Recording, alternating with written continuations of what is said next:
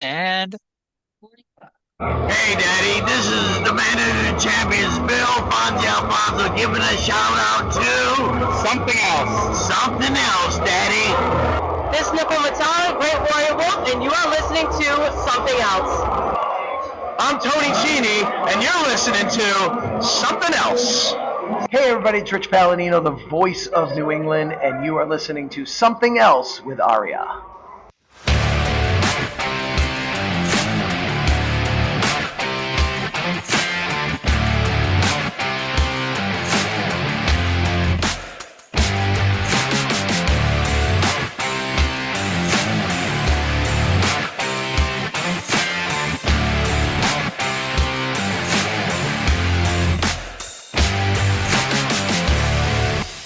degenerates and reprobates, welcome to episode number 199 of Something Else. Feast your ear holes on this week's episode as we take a look at Mid-South Wrestling and World Class Championship Wrestling from June 2nd, 1984. My name is Arya, and joining me, as always, is the Stella Mae French to my sunshine. It's Trey. Trey, how the hell are you today? Everything is great as long as we don't think about anything. Everything's sunny all the time, always. Beach party. This is truly the best of all possible worlds. You get the best of both worlds. Chill it out, take it slow, then you rock out the show. I ten. Yeah, we're off to a great sign when I'm singing Miley Cyrus 30 seconds into the show. Ah, Um, so I get into it a little bit more tomorrow, but so we're obviously at 200 episodes. Well, I guess actually, this is the 200th episode I've taped because I taped the actual episode 200 like 2 weeks ago. So theoretically, this is actually the 200th episode, just not being labeled as such. But, I know obviously we do not have the greatest listenership numbers of all time, and we are certainly not doing this for the money. But to anybody out there who has checked out this sometimes preposterously stupid podcast over the last 2 or 3 years, thank you so much. Thank you, Trey, for making this past year just insane in the best possible way. Um, and here's the 200 more. hey, I'm happy to be here, and I hope both of the listeners are enjoying the ride. The funny thing is, like, and obviously this shows you how, like, the difference between doing one episode a week and two episodes a week. You started, we were still in double digits. Like, you were one of the surprises for the 100th episode last June. So it's like, Really, you know, yeah, I went from doing, well, this and the Smoky Mountain show to doing two something else's and a Smoky Mountain show. But this is yeah, like back when they would tape stuff out of order. So like somebody won a title 2 weeks ago, but it hasn't aired yet, so they're still having to wear the belt at the house shows. the best is, and I think we discussed this already on this show, and if not, well, too damn bad. Um, the shortest title reign in wrestling history is the Nasty Boys, who held the WCW tag team titles like negative 17 days because they taped the episode of Worldwide where they lost the tag titles to Harlem Heat 2 weeks before they won them on pay-per-view. Really? I know they did that Yeah, in like 91 or 92 with like the yeah. Freebirds. I didn't remember them doing That it with the Nasty Boys too. that was only one day. So Michael Hayes and Jimmy Garvin had the negative 1 day World Tag Team title reign. But the Nasty Boys beat them by uh 2 weeks. Yeah.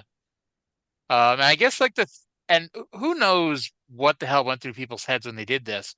When that match was originally taped, it was just supposed to be Harlem Heat are the tag team champions, and they screwed the Nasty Boys over to retain their belts. And then somewhere in the next few weeks, it was decided, you know what? we're gonna put the belts back on Harlem Heat, and that's the match we're gonna use it as. So I Oh, mean, was that what happened? The yeah. Freebirds were -6 days, Oh, I'm sorry. I didn't mean to and besmirch uh Freebirds there.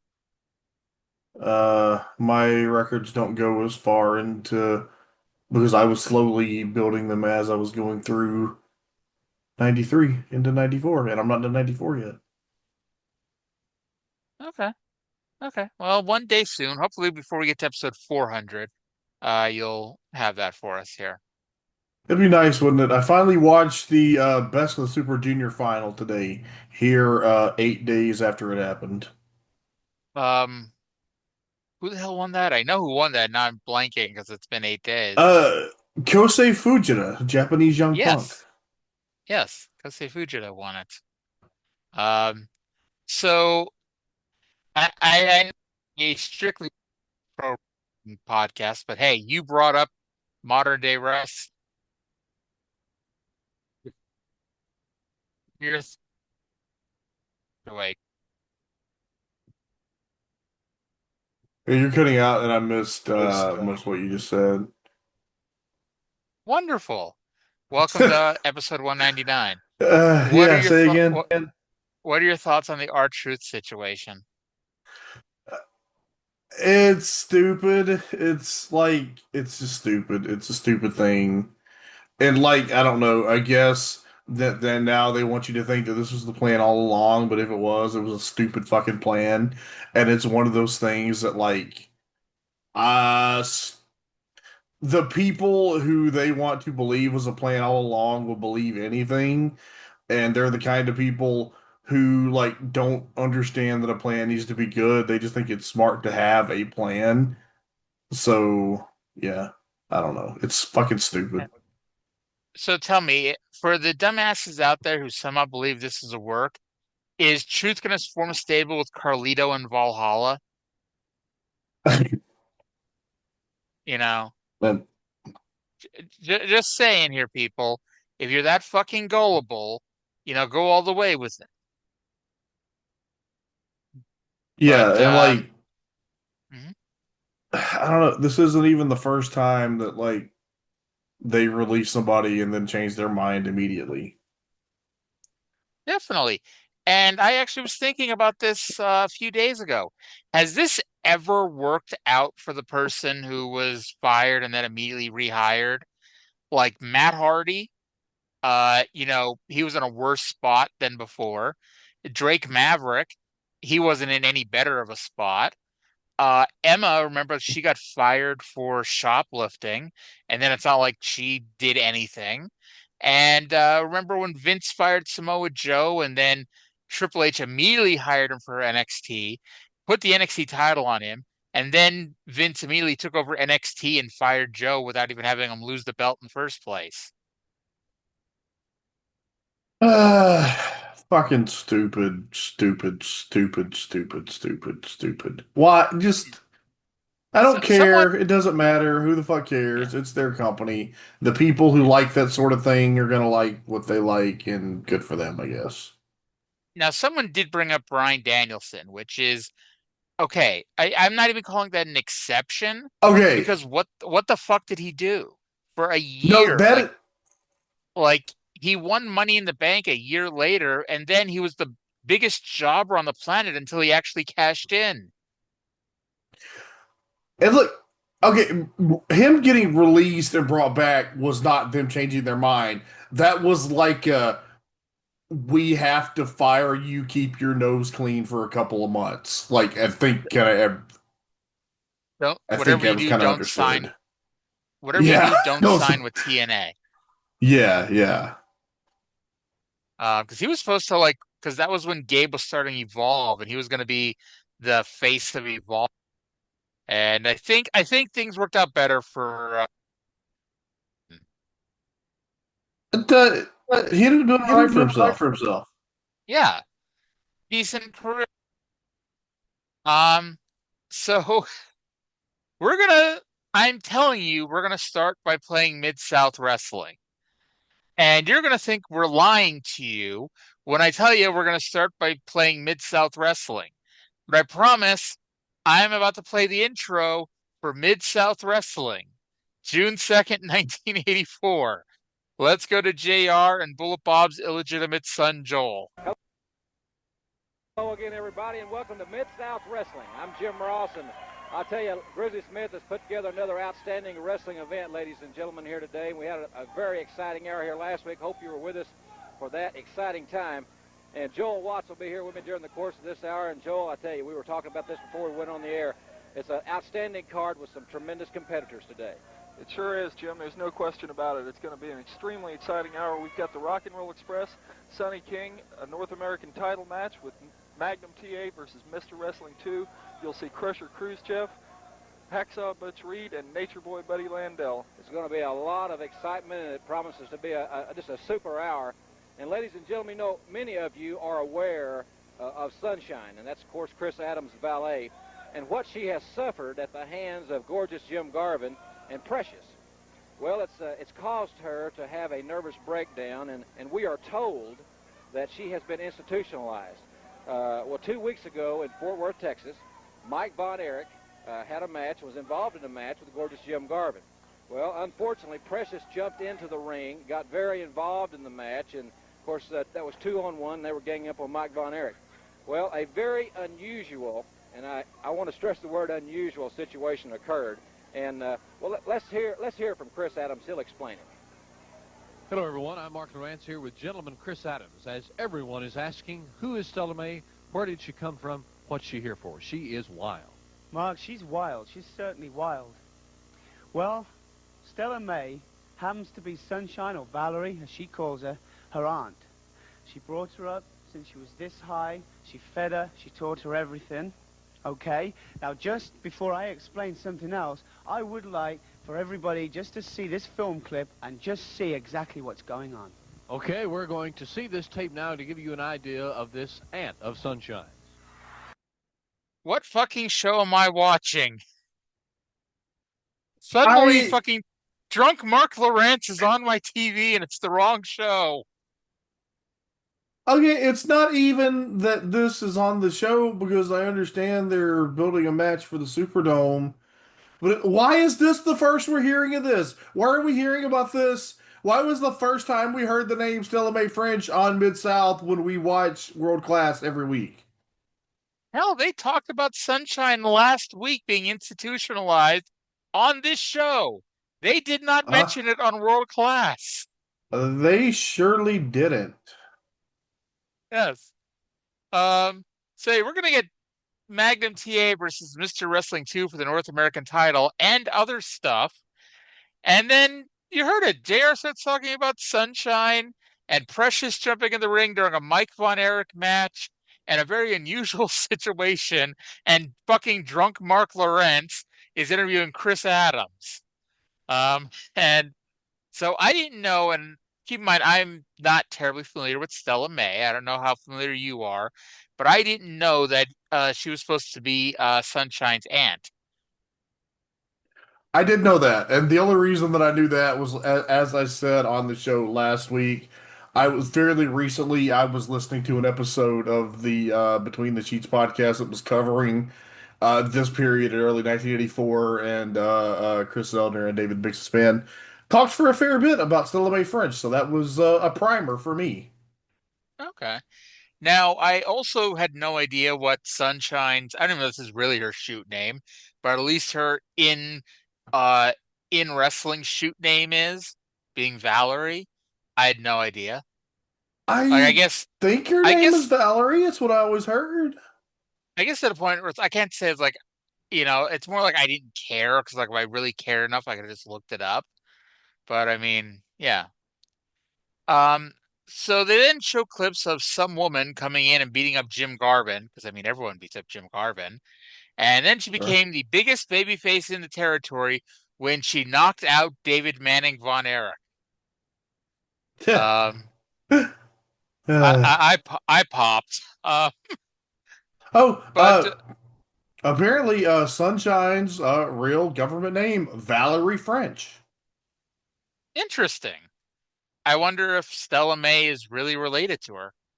I don't remember that. I doubt it, but maybe. I don't remember that part of the story. I mean, like, here's the funny thing. Like, okay, her real name is Valerie French. Did Ken Mantell really go pay that much attention to detail and be like, okay, there are like how many smart fans really were there in the Sportatorium every week? Like, come on. Like, I know they all knew who Lance Von Erich ends up being, but I mean, like, let's say there's 1,000 people at the Sportatorium in 1985. You're lucky if 10 people knew that Sunshine's real name was Valerie French, and he still took the time to make sure Stella Mae's last name was French. Are you implying that Ken Mantell is not a detail-oriented booker?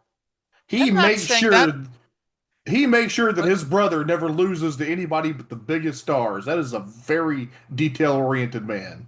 even that's not always a guarantee. But like this is this. Oh, I guess. Well, Okay, so Bill Irwin, when we started watching World Class last year, I think this was right before you joined us. They were doing a gimmick that Bill Irwin's real name is Chauncey, and so the fans would make fun of him by chanting Chauncey at him, and like that's not Bill Irwin's real name. So I'm like, so it's like, is that really?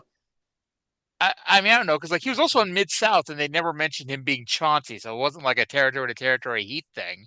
So I don't know what the Well, hell it's all about. we learned from Mid South that the missing link's real name was Max, and they've never mentioned that on World Class. Well, that's because Boyd Pierce is more PC than Bill Mercer. I think that's it. Actually, I guess it You was know, Akbar who did it. But we could okay, say that they edit Akbar's promos on World for Class. for the sake of comparison, I would need to hear Boyd Pierce call a Jules Strongbow match. Oh my God. I I don't ever want to see Joel Strongbow ever again, but don't either, but okay. We'll complain about World Class in about 45 minutes. For now, after the video, we go back to JR, who's going to pitch it to a Stella Mae promo, and she had to have a talking after this promo by Fritz and about what lines to not cross on television. Ladies and gentlemen, you saw Stella Mae, and that's Sunshine's aunt, and she's a female truck driver by trade, and she really exploded with all the fury of a she-bear in protection of a cub. And I'll tell you, when they did restore some sort of order, they attempted to interview the lady, and, well, maybe not a lady, but they did attempt to interview her. And in her rage, her language was kind of like an old-fashioned drill instructor, and not in good taste for our television program, to be very frank with you. So we have electronically frozen the video on this interview. We have had to bleep some of the audio, but I really think it, without a shadow of a doubt, that you can get her meaning from this. Let's listen to it now. Garvin, hear me? Yes. He can hear me, he can see me. Yes, that's right. Garvin, you're mine, okay? I'm going to get it. If it takes a truck, if it takes a 2x4, buddy, I'm going to wipe your ass all the way back to Florida. Leave me alone. Come on, take it easy. Belle was a good girl until you got your hands on her. And, buddy, her aunt's going to take care of it because you're not playing with a little girl anymore. Take it easy. We are back now. The tape pretty well speaks for itself. Did you see that, Mark? Yes. The woman is wild, the woman is crazy, and the woman is after you, Garvin. You. Listen, I mean, I really do have to apologize to the people for the action that Stella Mae took and also the language. I'm really sorry. But I can understand why she is like this. She brought little Valerie up since she was this high, and now Valerie is very, very unstable and is having a nervous breakdown. And it's all your fault, Garvin, and that's the whole reason Stella Mae is here from Florida, to get even with you. And you know what? She wants to be my tag partner. If she wants to be my tag partner, that's fine. I'll wrestle you anywhere, any day, anyhow, Garvin, with Stella Mae as my tag team partner. And you know what? I may be the one that stops her killing you, Garvin. So you better thank the Lord that I'll be in the ring too. Ladies and gentlemen, we will certainly keep you abreast as to the situation, keep you informed of what is going on in the Stella Mae incident, a very unusual and unorthodox lady indeed. And I'll be back and talk to Jim Cornette and the new Mid-South Tag Team Champions right after this word from the Mid-South Wrestling Television Network. Okay. They need to put the world title on Stella Mae like right now. Just give her a shot at Flair, and she'll fucking shoot and take it. I much like how Jim Cornette has the uncensored Andy Kaufman rant on David Letterman to Jerry Lawler. I want the uncensored rant of Stella Mae So to do Jimmy I. Garvin. Oh, so do I. I want it so bad. And it's like they had Oh. to freeze frame it because like you can't even because you're gonna read her lips and know what she's saying. Uh, Poor drunk Mark Lawrence, who's a good, clean Christian man.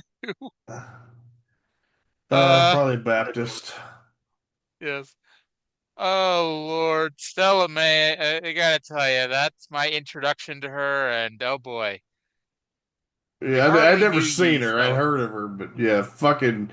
Oh, what a amazing, amazing.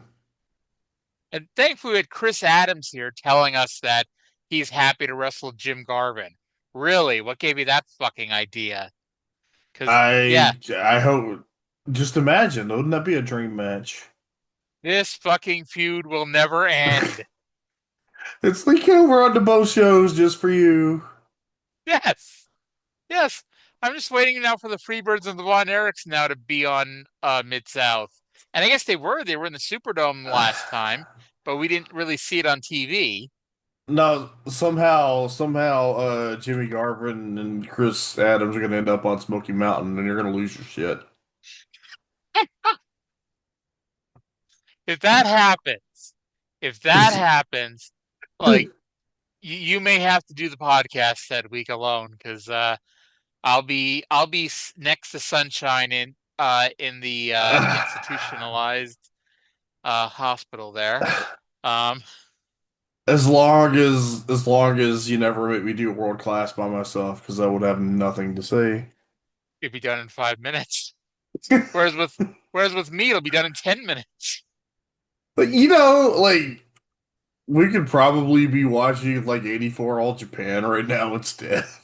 Who wants to do that? I actually just torrented a whole shit ton of classic All Japan too, so who Like knows? That might be a option. we could be watching like Jumbo's army and Choshu's army kill each other, and instead we're watching You're you're fucking. tell you're telling me that's better than Dale Vesey and Steve Brinson versus the Rock and Roll Express? Of all the problems, this wasn't the problem. I got no problem with the Rock and Roll Express against Del V. Okay, I have one problem with We Del skipped Vesey the and Steve Jim Brinson Cornette against the promo. Rock and Roll Express. Uh, yeah, that too. Go ahead. I was just gonna say, let's say your one problem because I was just like looking for something that's not as good as Saruda and Choshu. Uh, uh, Number one, Vesey's trunks were the same color as the Rock and Roll's tights, and never. Am I the only one that sees that Del Vesey looks like Timu Arn Anderson? I'll be honest, I didn't even keep track of which one was VC and which one was Brinson, so I may have written down that the wrong person got pinned. It was Del Vesey Uh, that got pinned. I wrote Brinson. There you go. Shows you the great attention to detail I have. Because here's the thing, it doesn't matter whether it was Steve Brinson or Dale VC that got pinned. At the end of the day, either of them could have lost that match, you know? You And know by the way, what? might as One well of just these days, when I'm dead and gone, somebody's going to find my archives and they're going to be impressed with the attention to detail. they're gonna be like, wow, Dale VC lost to the Rock and Roll Express. It's probably not Um, the only time Del Vesey lost to the Rock and Roll Express either. Probably not. Um, so I might as well just say it now. Here's my two notes from that match. First, that annoying kid in the Dr. X mask is now wearing a Confederate flag shirt. I want to go back in time and smack him. And then Ricky with pinned Brinson with, and I quote from Joel Armstrong, "There's a double drop kick." Hey, that's not the worst way. That's not the worst way to call that. That is that double drop kick. All right. Did you have anything else to say about Dale VC and Steve Brinson versus the Rock and Roll Express? I have said everything anyone could possibly say about Dale VC and Steve Brinson versus the Rock and Roll Express.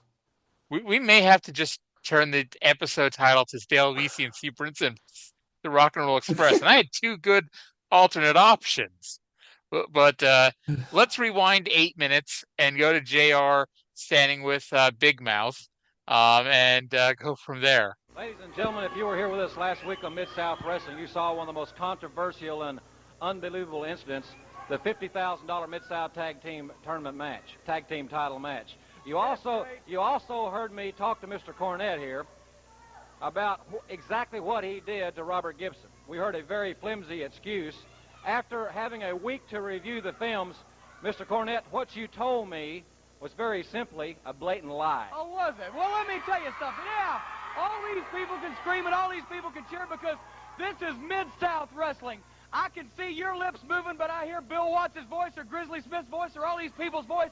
You all stick together. I'm not from this part of the country, and I'm proud of that fact because I am from Kentucky, a place of blue blood, a place of thoroughbreds, where a Cornette's word is respected. Well, and I stick ladies by and my gentlemen, story. let's see exactly. Let's join the closing moments of that exciting match last week. Let's see it now. Do you think Grizzly ever, Rock and Roll Express ever offered Grizzly Smith their rats? And he's like, "No, man, they're too old for me."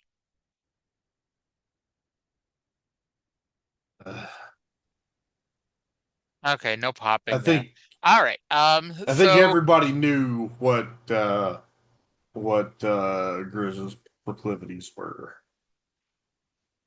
Yep. So I wrote JR's with a pompous Jim Cornette, and he calls Jim Cornette a liar. And Corny is like, "I'm from a blue blood state. I'm from Kentucky." I gotta say, it's not quite as good as Chris Candido telling us that he would never do anything underhanded because he's from New Jersey, but still a tremendous line here. And then they show the finish of last week's title change, and actually showed like 4 minutes of it. But I mean, hey, they had the time because what else are they going to do? Give more time to the Rock and Roll Express versus Dale VC and Steve Brinson? Yeah, I guess so. I don't know. Just today, I've been I have long been an enjoyer of alternate history novels, and one of my favorite series is called Timeline 191 by Harry Turtledove, and I've recently just started re-listening to the audiobooks, and it's essentially it's a timeline where the Confederacy wins its independence and the Civil War. And so the book that I'm listening to, it takes place during the rematch during the 1880s. And there's the United States Army has tried to cross the Ohio River into Louisville, and there has been terrible house-to-house fighting, and I'm just wondering that if Castle Cornette has been destroyed. Oh, I'd bet that, the North probably took it as, a victory, to... Yeah. Anyway, after I mumble over my words,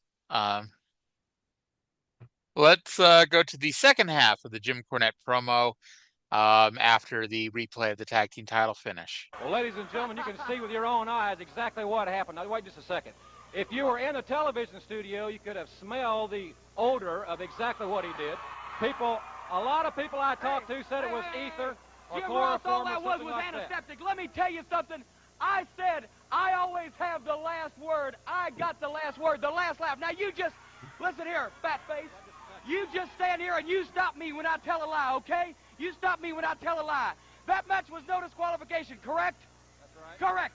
The Mid-South Tag Team Champions, the winners of the match, are the Midnight Express, correct? That's correct. The Rock and Roll Express lost that match, and our hands were raised by the referee, correct?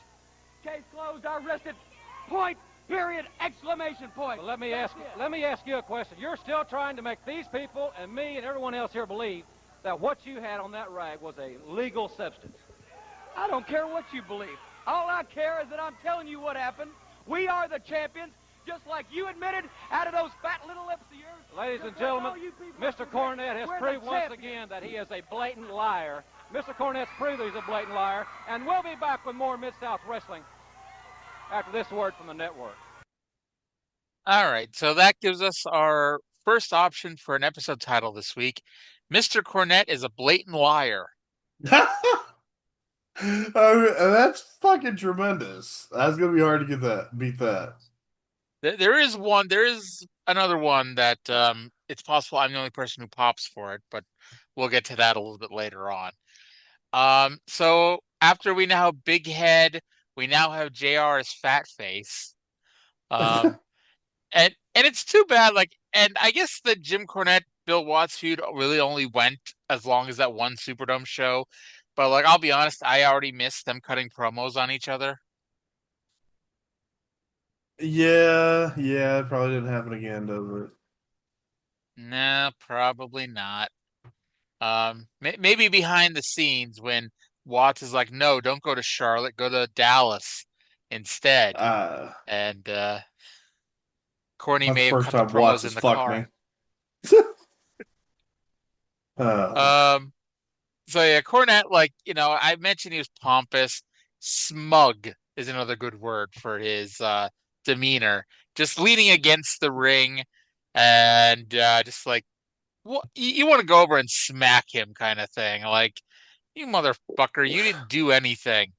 And by the way, he is very, very convincing as a smarmy little prick, isn't he? It's almost like, it's him turned up to an 11. Right? Yeah. By the way, it's been a week, and I don't know about you, but I never bothered to look up to see what ether is actually used for. Because I mentioned last week, I've got no idea what you actually use ether for. I just know that apparently in wrestling, you pour it on a rag and render people unconscious with it. That was what's the word?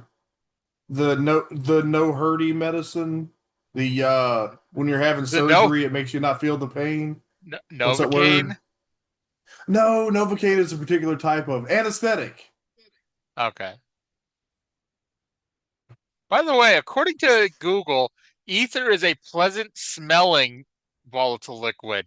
So I don't know what the hell's wrong with all these people in wrestling arenas. They smell ether and they're like, oh, PU. Although it's the South. They've never said it was bad. They just said it was distinct. Well, I guess the way they spoke about it, made me think, well, who wants to smell something good? So by the way, after the Dale VC and C. Brinson versus the Rock and Roll Express match, which we've now referenced in full 7 times, we go to commercial, and typically, we've mentioned these before, when Mid-South goes to commercial, they show a screen that typically shows the last couple seconds of the prior match, and then at the bottom it'll say up next, person A versus person B or whatever. This time, they showed a picture of a still shot of Princess Victoria and I think Velvet McIntyre, and I wrote for some strange, odd, unknown reason. And then we immediately come back from commercial, and JR notes that we will have a women's tag team title match soon. And don't they wrestle at the Superdome? Possibly. You spoiled the card for us a few weeks ago, so yeah, that's why I knew that. That's how I knew this week's major angle was happening. So yeah, they didn't note it, and I think it was Velvet McIntyre in the back. But either way, and yes, for those curious, this is the same titles that become the WWF Women's Tag Team titles that are famously with the Golden Girls, the Glamour Girls, and the Jumping Bomb Angels. Oh, imagine the Golden Girls as the Women's World Tag Team Champions. Who do you think it'd be? It'd be like, it'd be Dorothy and I don't know, They'd have to Dorothy and enact Blanche. the they'd have to enact the Freebird rule. Yeah, yeah, that's true. Uh, The cheesecake rule. I'll be honest, I never watched the Golden Girls, so we'd have Oh, to have, really? we'd have to we'd have to watch we'd have to have the Gilmore Girls come in and be the champions. Golden People who are Girls. Okay, I'm not. I don't want to sell it. I don't want to oversell it, but like, watch some Golden Girls. I think you'll like it. have you ever watched Gilmore Girls? I have not. I've seen like little bits of it, but I've never actually watched it. It's a tremendous show, in my opinion. Um, but anyway, they'll be here soon, allegedly. And then we get a replay of last week's Buddy Landel versus Mark Ragen match. It went about 10 seconds when Buddy Landel got himself disqualified, and then Sonny King ran in for the save. Well, have But you that leads. know that match went 46 seconds and they showed the whole match here. They did. I'm like, man, they ran short this week, didn't they?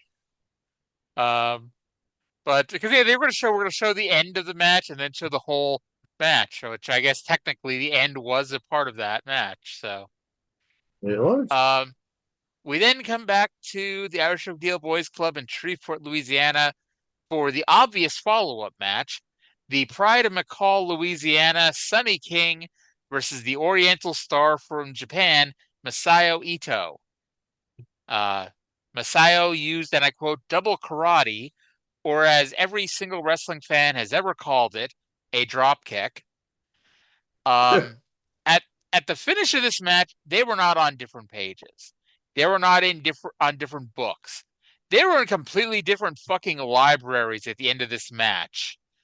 Um, Sonny King hits a headbutt and tried to go for the cover, which I'm thinking because of what the finish was a second later, that it's supposed to be the finish, but Ito thought it was a shoot because he ran to the fucking ropes to avoid getting pinned. And then they call another spot, which was just a bad idea because King goes for an Irish whip and Ito trips over his own 2 feet. And then eventually King wins with a headbutt in a loser leaves town match.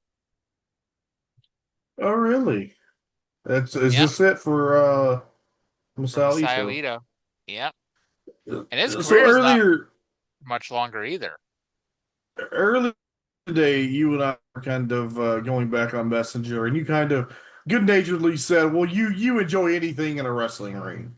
And I have pointed out specific examples that I have not enjoyed, typically involving Johnny Mantel.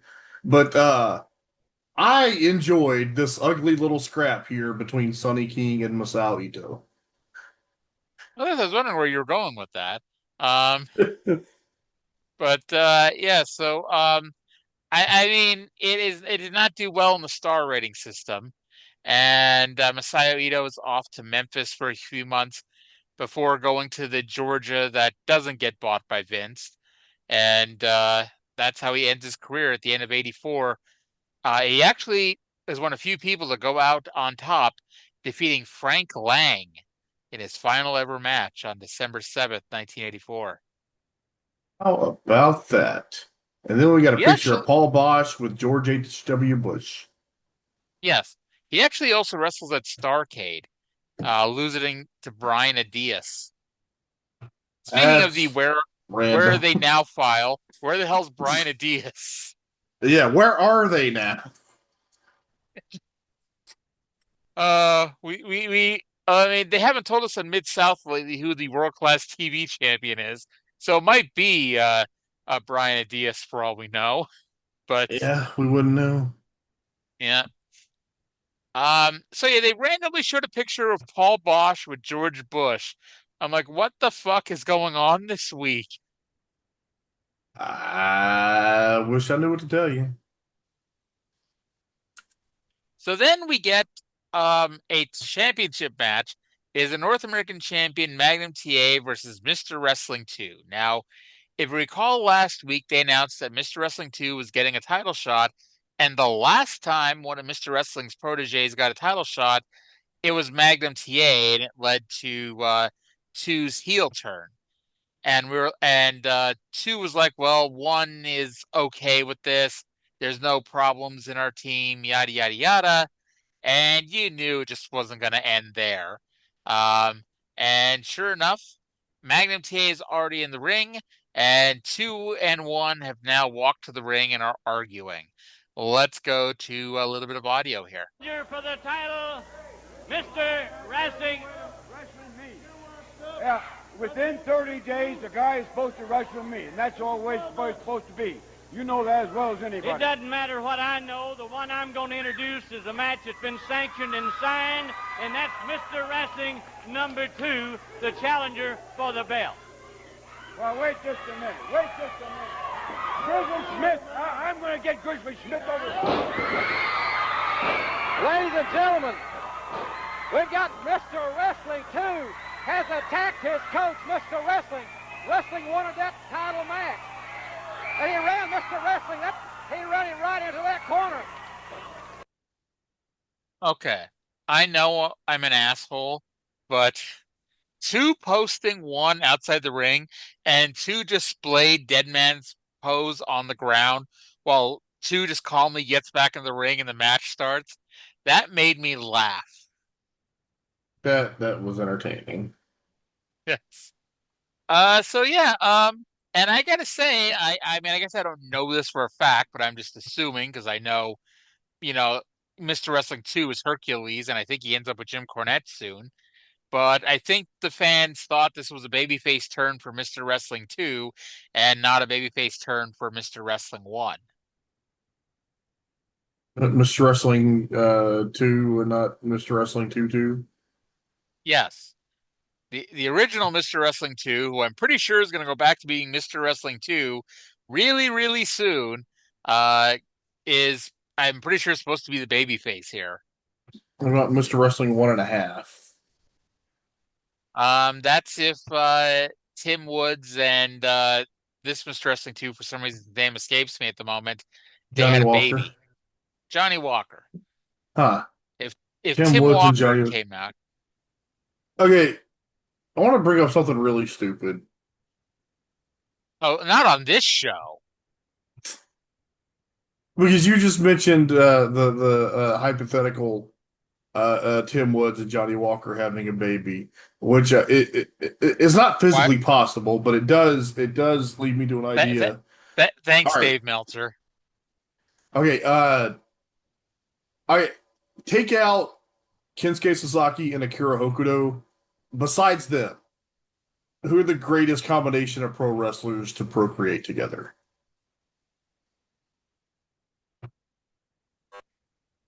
I legitimately have no idea. See, it's a stupid fucking question, but this is the kind of shit I think about. I mean, I guarantee there's better options here, but like the only one coming to my mind right now is Seth Rollins and Becky Lynch. Yeah, that's the one that comes to mind, and that is they are definitely not Kensuke Sasaki and Akira Hokuto. And that's no offense to Seth Rollins and Becky Lynch. There's not too many people out there who are Kensuke Sasaki and Akira Hokuto. Indeed. Yeah. So TA misses a corner charge and goes shoulder first into the turnbuckle, but the next thing I wrote, because this really tells you how great 2's offense is, the next thing I wrote is TA hits the belly to belly, and when 2 kicked out, he landed on Fergie. 2 throws TA out of the ring. 1 runs back in and sent 2 out of the ring with a knee lift. 1 tried to take over the match to no avail, and then TA pinned 2 with a belly-to-belly suplex. So it's like, I honestly thought, and you probably thought the same thing, they would give you the screwy finish that TA was going to pin 1 with a belly-to-belly suplex. But they didn't. No, they didn't. He beat them both. Okay, apparently whatever I was writing about this match, I just stopped in mid-sentence and didn't finish. But yeah, I will say this. there was a lot to the finish. Yeah. After the match, 1 and 2 squared off. I threw Fergie away, and 2 walked away. And yeah, Indeed. I really need to start putting numbers instead of the Roman numerals, just because. Well, I did that time on purpose. It's like I can't tell the numbers, but look at these damn notes and would say I threw Fergie away. I'm like, I did no such thing. I have nothing. I have nothing against Carl Fergie. I'm sure he's a stand-up guy. He's a pretty boy and a king. Yeah, even though he stole his cousin's crown. Um, we go from there to our first standby match. By the way, Boyd Pierce has the biggest balls of anybody on this roster. And like he's done this a lot where heels will get in his face and they'd be like, "Hey, I got nothing to do with this. You have a problem, you bring this up with Grizzly Smith or with Charlie Lay or with Bill Watts." He's like, "Don't get in my face about this." It's like you will never, ever, ever, never, ever see an announcer ever stand up for themselves like Boyd Pierce did. We used to be men, damn it. We used to be a country of men. And I wonder, and I thought about this earlier during the Jim Cornette promo where he was calling JR Fathead, if we've yet reached the point where he cut the promo where he spent most of the time ripping on JR and Watts told him to go out there and do it again because he's not going to be wrestling JR at the next show.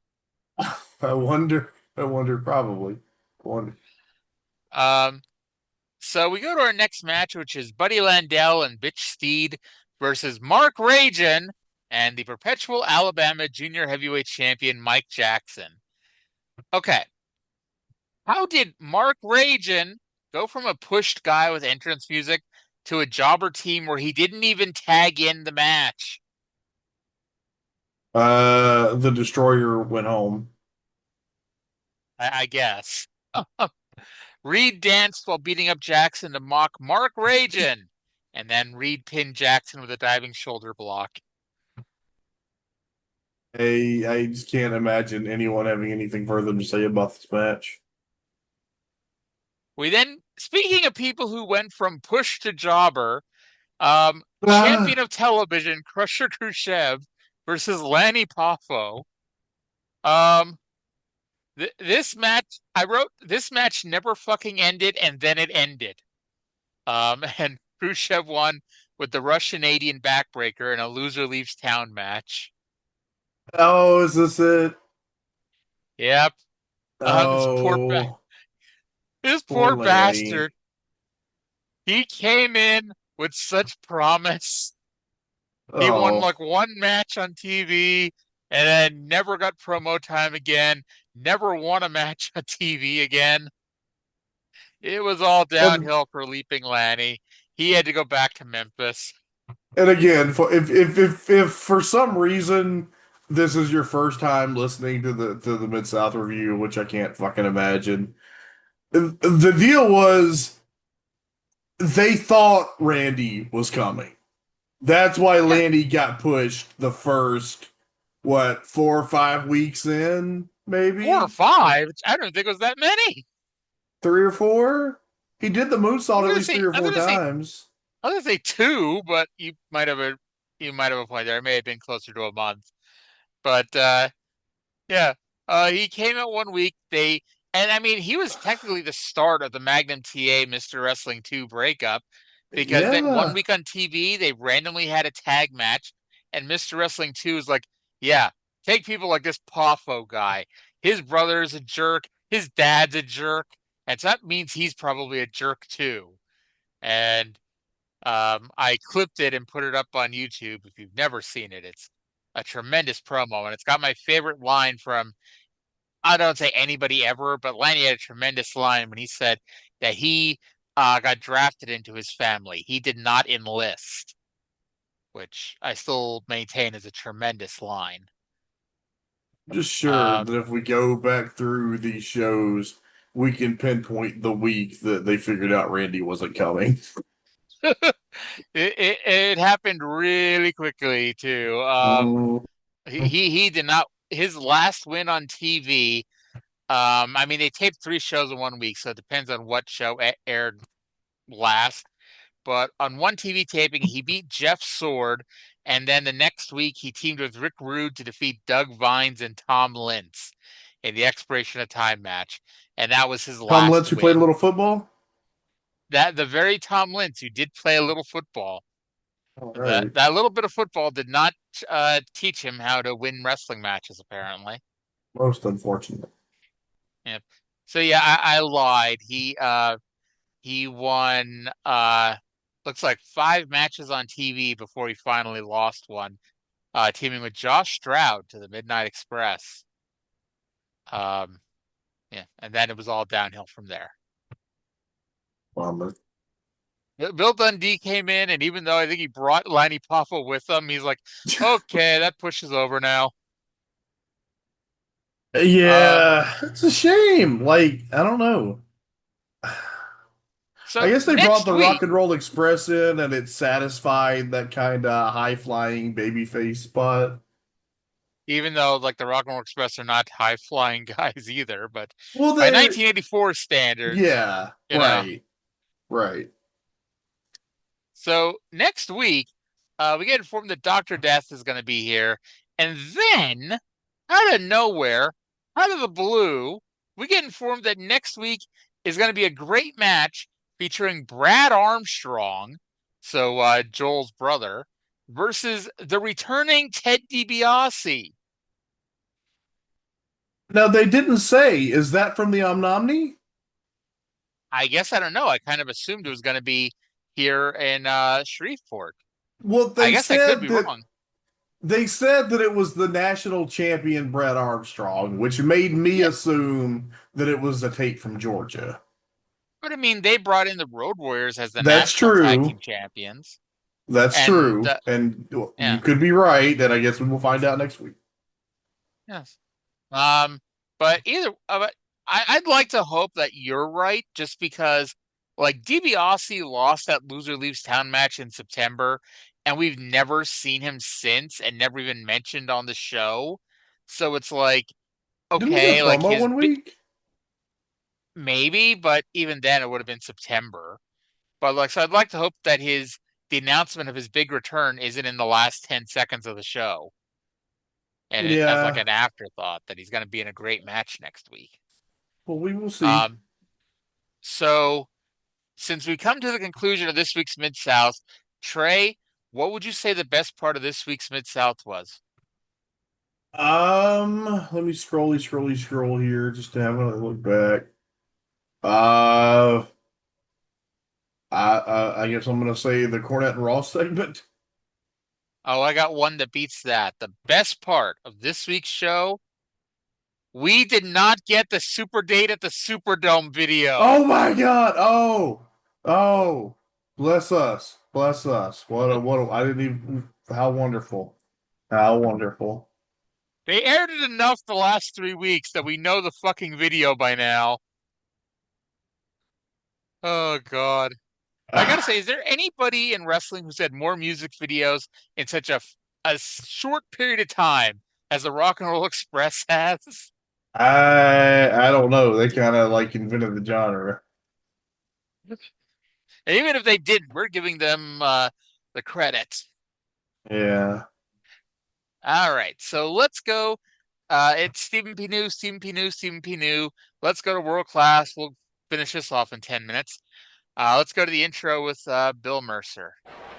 Welcome to World Class Championship Wrestling from the Sportatorium, the most famous wrestling arena in the world. Oh, have we got a main event.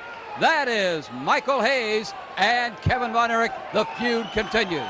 I'm Bill Mercer. Great to have you with us. We've also got Gino Hernandez, Chris Adams, and many more world-class championship wrestling stars.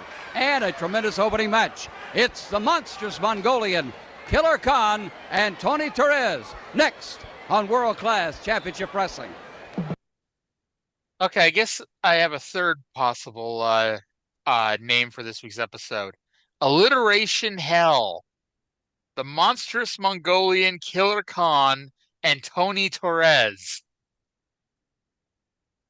That Wow, that it's like they is attempted to be illiterate or alliterative and that not quite. is an amazing amount of awful alliteration. Yes. So we got a main event that is Michael Hayes versus Kevin Von Erich. The feud continues. The feud never fucking ends. It'll never be over between me and you. They're still alive, by the way. Like, I can't imagine that anybody be this fucking dumb.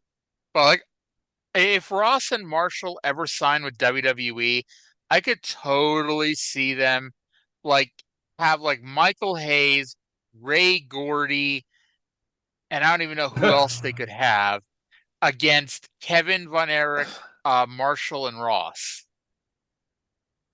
Uh, who could be in the Buddy Robert shithead role? Hell, even the Jimmy Garvin shithead role. I don't think either of them had any kids in wrestling.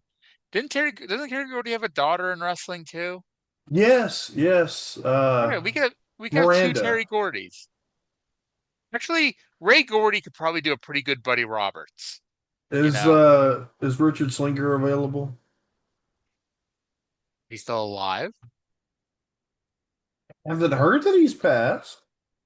I mean, he's not somebody who like is one of those names you really think of. Oh my God, he's only 53 years old. I don't know. Like when I hear Richard Slinger, I like think like he's a much older human being. Let's see, 90s All Japan. I would guess he was in his 20s. That was 30 years ago. He's in his 50s now? Yep, he's 53.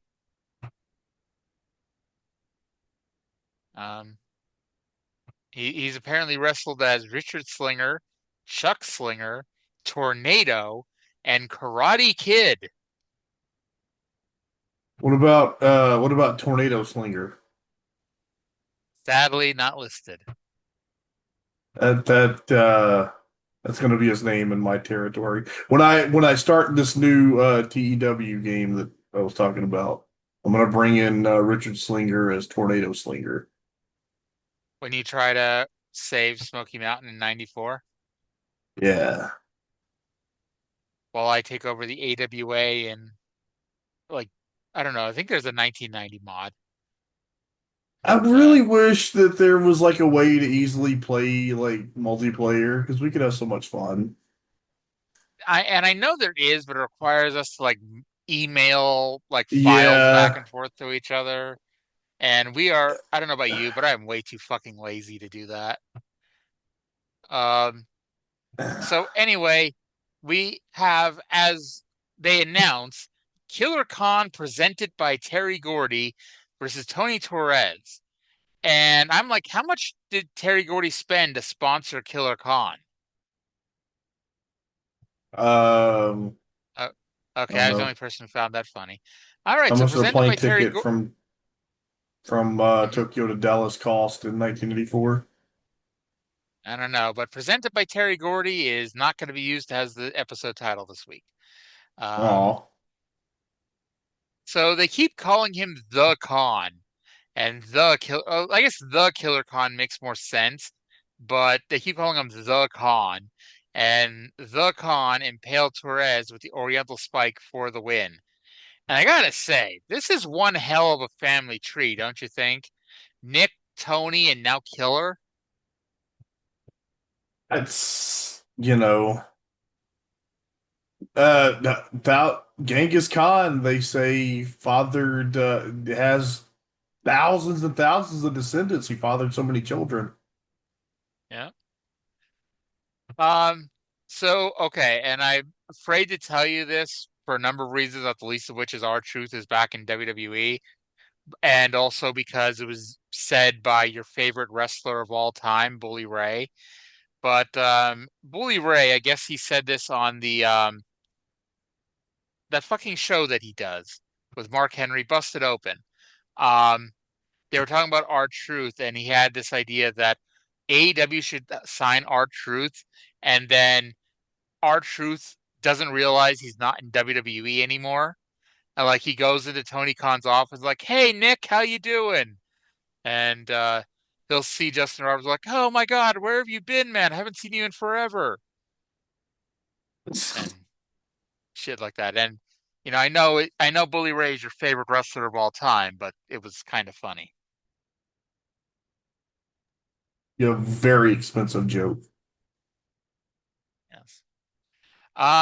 So before we get a Chris Adams promo, for the second time this week, we saw the debut of Stella Mae, and I was honestly prepared for it to be a different debut of Stella Mae too.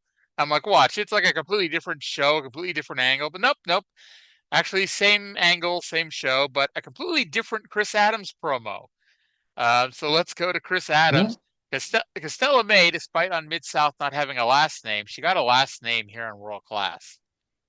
So let's go to that right now. Ringside with Chris Adams, a gentleman from England. Well, we've got a little surprise for you. Want you to see what happened, and you can get another look at it with Stella Mae French. Let's go back. Okay, Bill, I'd like to see this. I'd like everybody else to see it too. This is very exciting. Oh, here we go. She really came on with a tremendous bang, didn't she? She did, she surprised me. I mean, look at this now, Bill. They got you. Okay. Here she comes now. Wham. She's crazy. This is a crazy woman for you here. Look. Wow. I tell you what, I'd hate to be in Garvin's shoes. I really would. Look at this. She took care of Garvin. It surprised me, It really did, Bill. I don't know where she came from, but I do know who she is. Yes. And I'm sure Garvin knows who she is too. And I would like to explain to all the people, okay, that she is Sunshine or Val's aunt. She brought Sunshine up when she was just a little baby. She took her all through school. She did everything for that girl. And then Garvin came round. He come and took her off and brought her here to Texas, where now everybody has seen what a deteriorated shape she has turned into. Everybody can see her now. She is on the verge, or has had, in fact, a nervous breakdown. And Stella Mae is wild and wild with anger, and she is here to get revenge on Garvin. So, Garvin, if I was you, I'd watch out, because your time has come. And you know what, Bill? Just one more thing, we got to run, Chris. Okay. We're out of time. She wants to be my tag team partner. And that's a good idea. We'll be back with more World Class Championship Wrestling in a moment. All right. A good idea. Join us next week on Mid-South Wrestling, where Chris Adams may be able to cut his fucking promo. Will drunk Mark Lawrence be there again? No idea. But yeah, he gets better promo time on Mid-South on a territory he's not even in than he is here in World Class, where he's being cut off mid-promo. Like, poor bastard. Yeah. Yeah. So yeah, it's pretty much the exact same promo, just DML actually let him finish, possibly because he was too drunk to see the time cues. Good old DML. Yeah. So then we get a match. John King versus Chief Jules Strongbow. Mercer says that Jules is going to give John Kelly a run for his money. Just a reminder, in case you didn't hear me, Jules Strongbow's opponent is John King, who's not to be confused with John Kelly. And it was during this match that we discovered that Gino Hernandez has somehow become the American Heavyweight Champion. We also find out that Kerry is currently in Japan defending his championship cummerbund, the one that he lost in Japan more than a week ago at this point. And then King submitted to the Native American unalive lock. Oh my God, I hate that so much.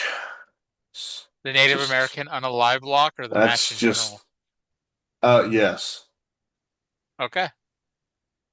Just 7 minutes of my life that I'll never, ever get back. I don't like... I guess part of it, and we've mentioned, they don't have a very big roster, and by and large, because they take one Sportatorium show and chop it up into 2 hours. By and large, they don't usually have people work twice. Obviously, it's happened, but Right. by and large, if you wrestle on one week's show, you don't wrestle on the other week's show.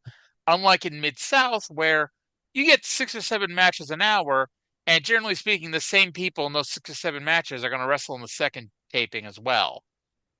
Yes. So that's part of why Mid-South, it flows better, because we're not sitting here watching a 7-minute match with Jules Strongbow and John King. We won't even get into the next match for a second or two. But it's like, for some reason, World Class is stuck on this. We do 3 or 4 matches. We may do a promo or 2 in here. And lately, most of the time, we don't even do that. And that's it. Like, it's funny. Yeah. Is Jim Herd running World Class now or something? Because, outside of the lack of an inset promo, I'm feeling this is very WCW 1990. And I guess without the gimmicks for the kids. Because, Vince has the gimmicks for the kids. Uh, uh, we're doing this to ourselves. Like, we're choosing to do this. It's because I'm like sitting here like I want to see Gino Hernandez and Chris Adams. And we'll get to how I reacted to the first Gino Hernandez match. Oh. Trey's ready to quit when I tell him how I spent the first Gino Hernandez match after spending a year saying I can't wait for Gino Hernandez to come into the territory. Go ahead. Go ahead. Go ahead. Speaking of Gino Hernandez, he's the American Heavyweight Champion, and he is back. Let's go to Bill Mercer here to discuss how Gino Hernandez is back. Gino Hernandez wearing the American World Heavyweight Champion. Well, you boast. I am back. Just like I told everybody at Texas Stadium, the American Heavyweight title will be mine. I don't care if you like it. I don't care if they like it. And I don't care if my unfortunate opponents like it. I am back. I am the champion. I did exactly what I said, and I intend to keep this belt around my waist as long as I wish, and I am back. Gino Hernandez is back. Let's go to Mark Lawrence in the ring as he introduces this bout. So, Trey, I don't know if you know this or not. Gino Hernandez is back. He's back. I can't believe what superstar they've got the new champion booked against on this television program. But before we get to that, we talked about the Rodman Down Under DVD. Did you ever have that? No. Okay, I did. It was like, okay, it is exactly what you think it is. I mean, it's not the greatest show in the world. It's a bunch of legends that were not in WCW or WWF on a show in Australia in the year 2000. And the Road Warriors cut a promo about how they wanted to be the Australian World Tag Team Champions. And I thought about that here when Bill Mercer introduced the American World Heavyweight Champion, Gino Hernandez, which, in case you're curious, was a slip of the tongue, and for some reason they didn't just reshoot it. I wasn't sure if Bill Mercer was being an idiot or just an American. I was gonna say, I'm sure Kerry appreciates someone else being called the world champion on this show. So I'm going to read to you the following 2 sentences that I wrote back to back. American champion Gino Hernandez versus John Mantell. I swear to fuck, this better not be a 10-minute draw. The following sentence, it went fucking close. It actually went longer than the average 10-minute draw. We've established on this show a 10-minute draw is usually about 8 minutes, 10 seconds. Okay, I am going to read my notes verbatim. Gino Hernandez versus Johnny Mantell. Oh God.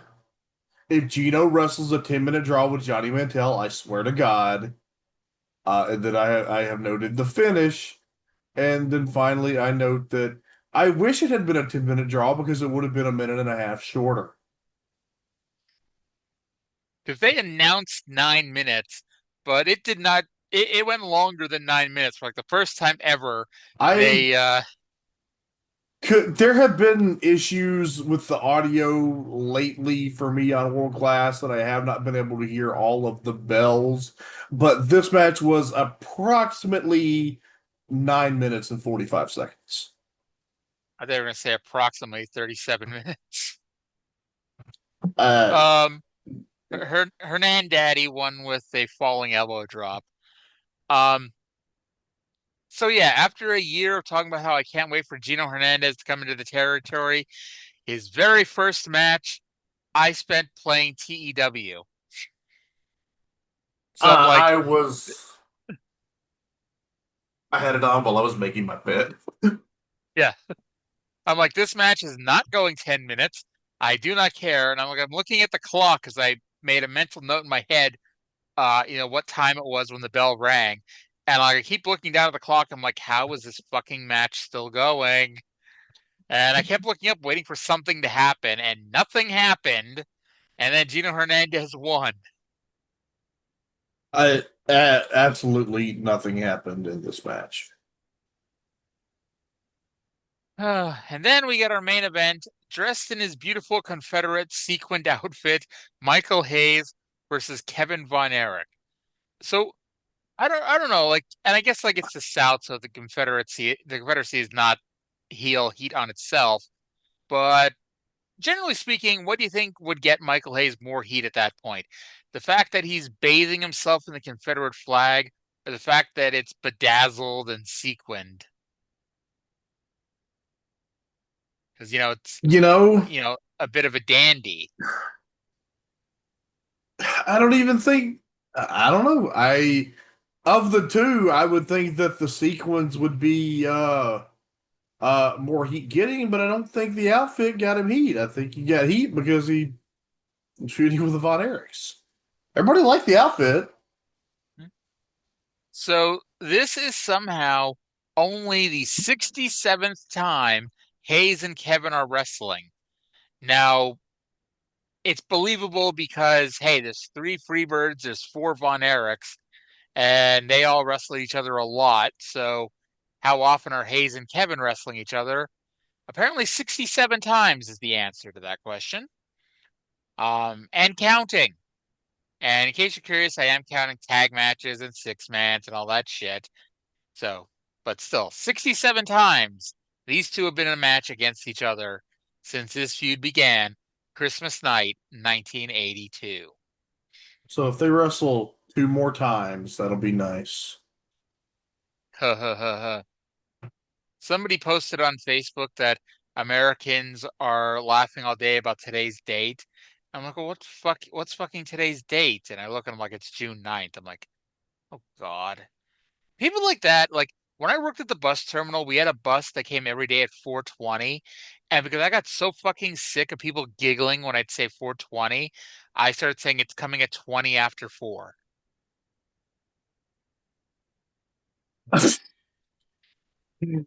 Oh, tremendous. I'm gonna send you a YouTube link later that you're gonna hate.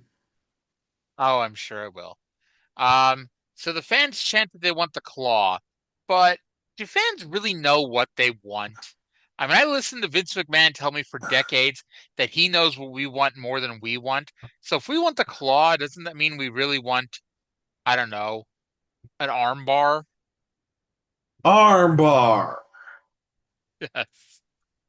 Um, so Kevin listened to the crowd for some reason, and got Hayes coming off the ropes with the claw. Gordy ran in and got clawed, which was not a disqualification. So the Killer Khan ran in for the actual disqualification. The Khan then used a knee drop from the top rope. The Khan gave a running spike. The baby faces ran in for the save. The Kevin was spitting up Cherry's Jubilee, wondering what was wrong with him. And so Kevin is your winner by a disqualification. You like cherries? I mean, you're not telling me that what that shit was coming out of his mouth was blood. No, I was asking you if you like cherries. I don't dislike them, but the only time I'll eat them is when I get a fruity alcoholic beverage and they put a cherry in there. I seriously think the best part of alcohol these days are the pieces of fruit they give me with it. So, My wife at really the likes bar, fresh cherries, so they're in season right now. They're really tasty. The pits are very annoying because fresh cherries have pits in them. mm-hmm. I like cherries. So, any thought about the 67th time we've watched Michael Hayes wrestle Kevin Von Erich? No, no, absolutely not. I mean, it was good until it ended up being pointless. Like it was rendered pointless by the finish, which I guess they got to because this feud has to go on forever. But ultimately, like, even if they had said, or even if like either of them had won the match, would it have fucking mattered? And that's the issue, like where that at least I'm having, where it's like nothing is advancing.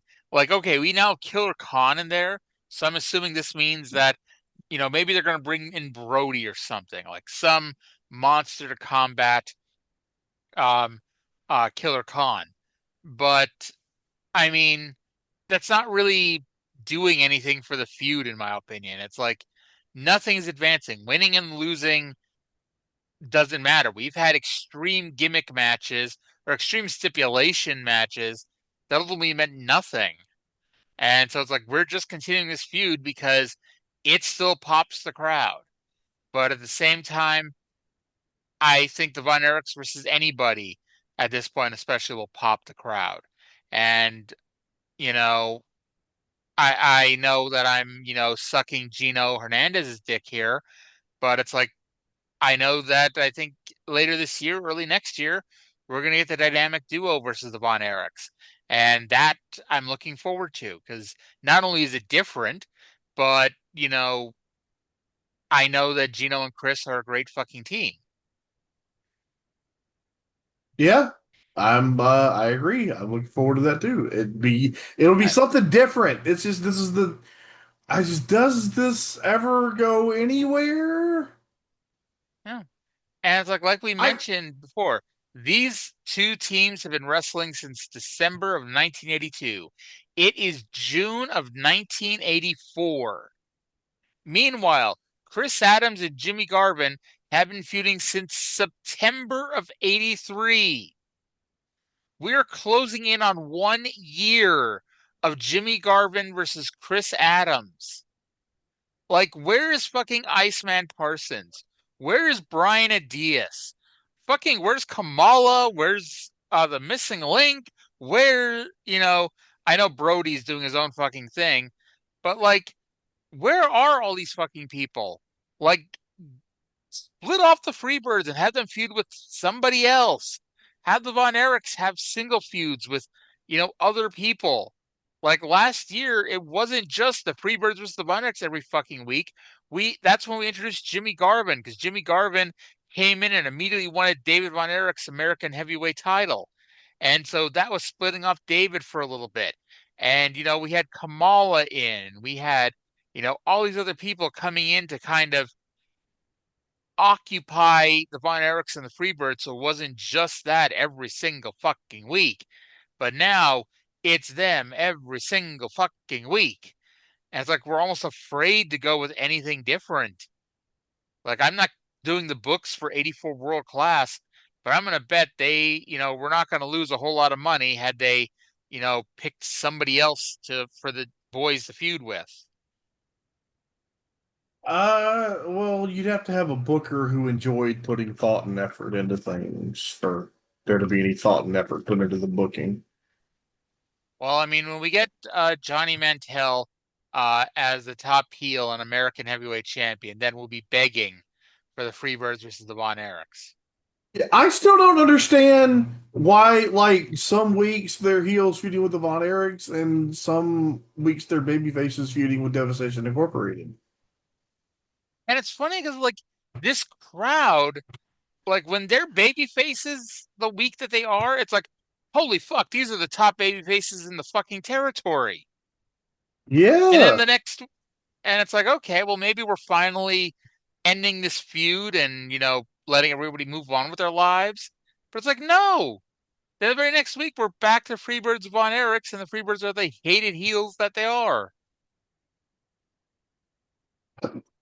The only way we find anything to talk about with World Class is to bitch about how much it sucks and how boring and repetitive it is. By the way, speaking of boring and repetitive, our good friend Johnny Mantell is here until Christmas 1985. The Yeah, and that's where dude, that's also like when we're going to be at the end of Smoky Mountain 2. Like we're down to those last 10 or 12 episodes. So man, you are gonna be a depressed Trey that time. Uh, oh God. Okay, well, will Mid South at least be good then? I believe so. And That's if it good. helps, he well, he still has a shit ton of draws. Never mind. Um, but we do have the very capable Mike Reed coming back at some point. Oh, all Or right. no, Very yeah, capable. yes. Oh, and by the way, and I get there was a commercial break in there in real life, but we went to commercial with Kevin Von Erich spitting up blood, and we come back from commercial with Bill Mercer telling us that Kevin has already been examined by a doctor and he is okay. Yeah. Like, Oh yeah. Yeah. Can't fucking get any heat. Can't think that he might be hurt or fucking anything. Gotta put the fucking kibosh on that.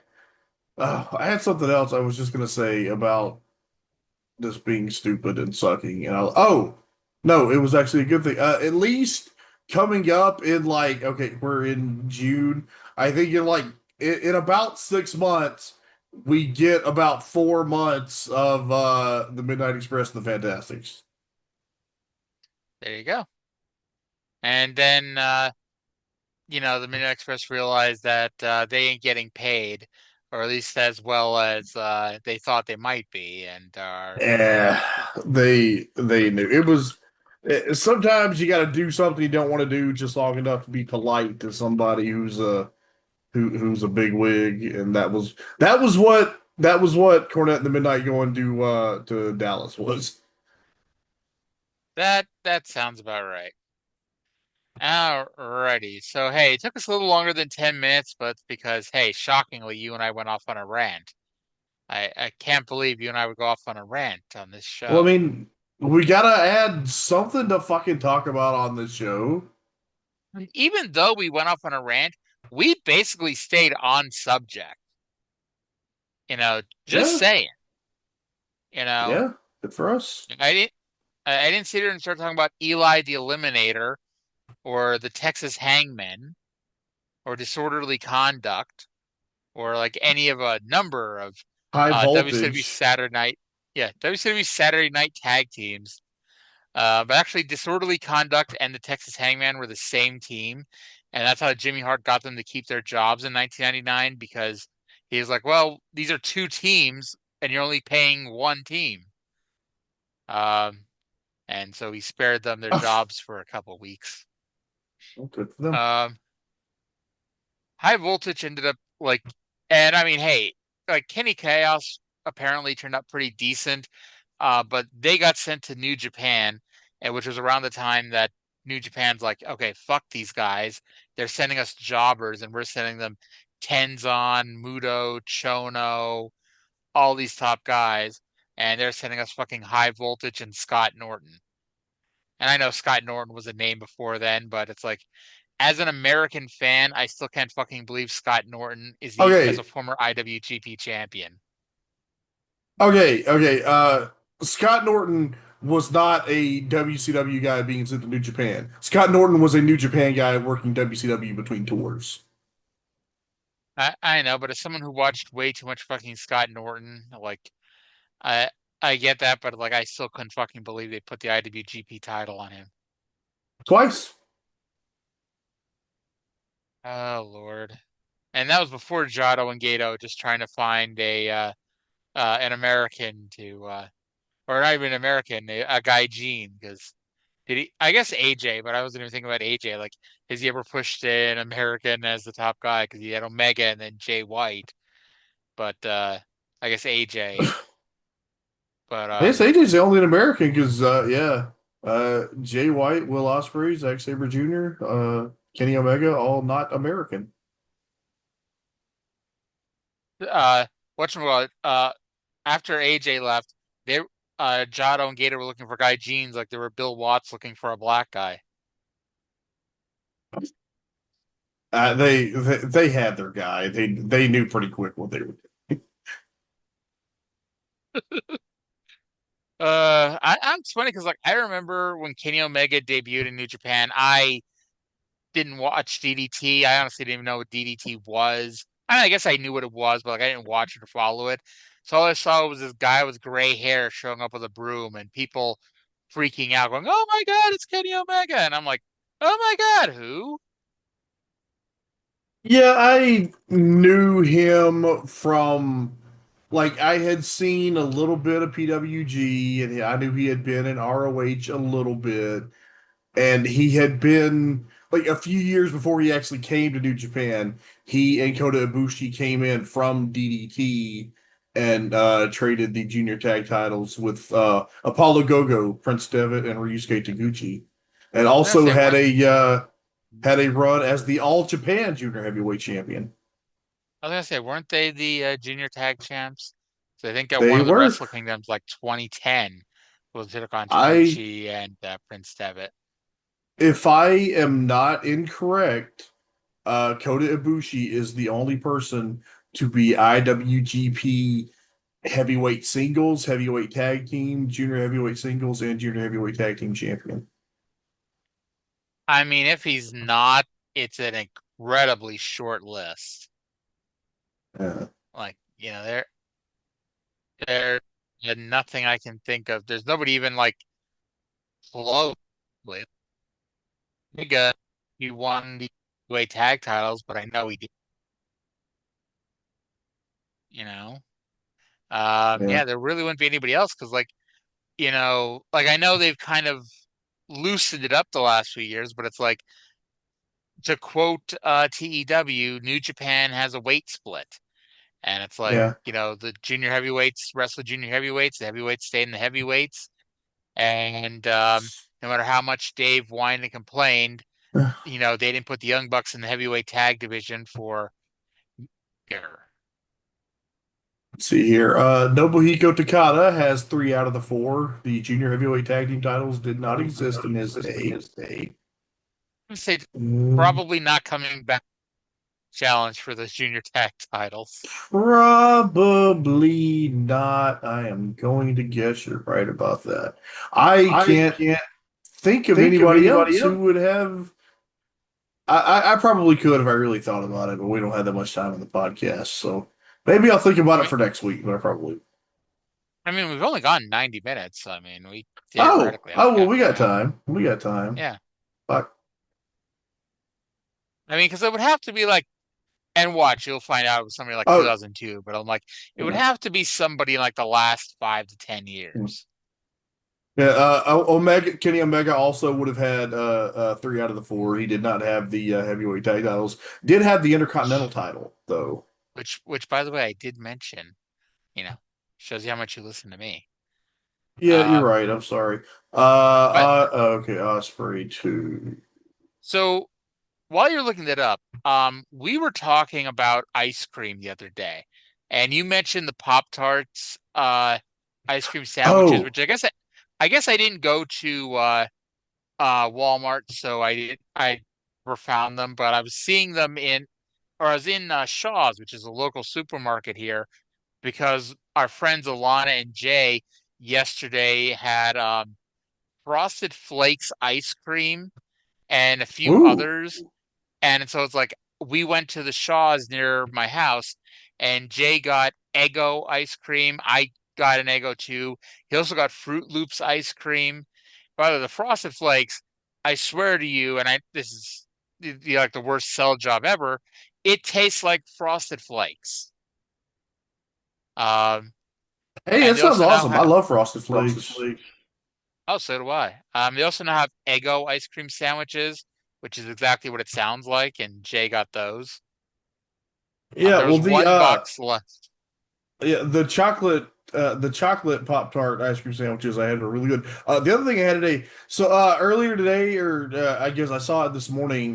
Ricochet had made a tweet about the Big Mac, and I read it Yes, when I was stoned, and it made me want a Big Mac, so I went and got a Big Mac later.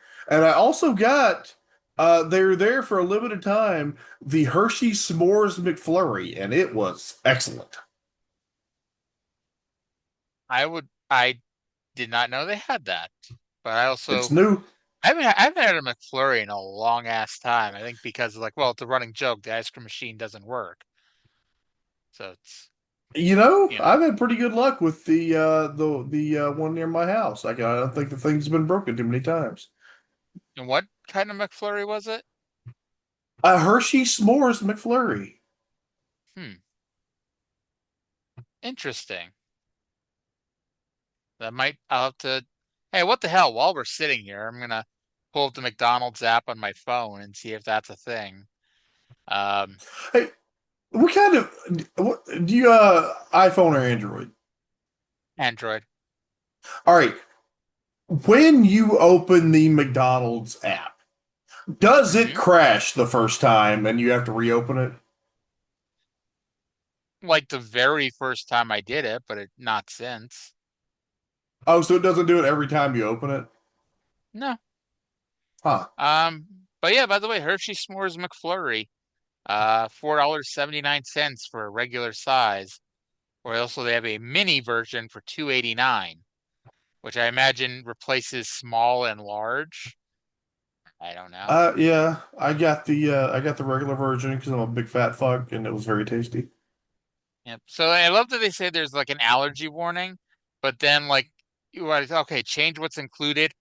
Hershey S'mores mix in is the only thing that they list. Not what's in the Well, mix in, just the mix in. And you don't can get it if add you're crushed, allergic to mixin.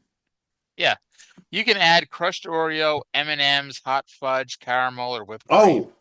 Oh, wait, shit. Oh, all right. I'm gonna have to try that. Which one? I listed five things. M&M's. I'm a M&M Okay, McFlurry man. nice. By the way, two apple pies, which used to cost $2, is now $2.69. I guess I shouldn't complain since they, when okay, I like obviously I'm fat. I've eaten McDonald's once or twice in my life. But a few years ago, my go-to breakfast was I'd go and get two sausage burritos for $2. And like Yeah, they were $2 forever. And then they went yeah. up to like 2.22, and now it's like 2.8, like you have buy one get one for $1 and one is 2.89. But it's still decent depending on the day and who makes it. Like it's better when there's a good piece of cheese in there that's melty and really mixing in there. But sometimes like it's still too dry. But I I don't remember like the when I was in sauce, high so school. I was in high school and double cheeseburgers and McChickens were $1 each. yep. Hey, McDoubles were $1 until not that long ago, and now it's not even McDoubles anymore. Now it's like the double cheeseburgers on the buy one get one for $1 menu. I'm like, well, it's Do you know what the cheaper to get difference is? an extra You know what the piece of difference is cheese. between it? Yes, it is. Yeah. Correct. And I was disappointed that my I don't know if it was just my local one or all the McDonald's did this. They smartened up because I think it was like a six-piece chicken McNugget was like two for $3, and a 20-piece was like 5.79 or something like that. So you could get four six pieces for $6 and get more chicken nuggets than the 20-piece for either a little less or a little more. Well, damn. But that was nice while it lasted. It was, and now they changed it to where the six-piece McNuggets is the buy one get one for $1 thing. I'm like, bleep that. Yeah, Uh, when I first got the McDonald's app a few years ago, they had like really great deals and rewards and stuff. And did this happen like across the board with every reward system? They all got really shitty. Fuck it, did you ever use the hotels.com like app website? Yep, yep. I still use it to this day. So do It's I, usually the and first place I look. I've been mad about it for about the last 2 years, ever since they took away the really awesome stamp system and put this like key cash bullshit that never fucking Yep, accumulates anything. yep. Let me see here. While we're complaining about hotels.com, let me see how much key cash I have. Oh, let me just use password instead. Like, they made me do the fucking six-digit codes into my email, which always pisses me off. Of like, I have a password for a fucking reason, people. Yeah, I have $39.04 of one key cash.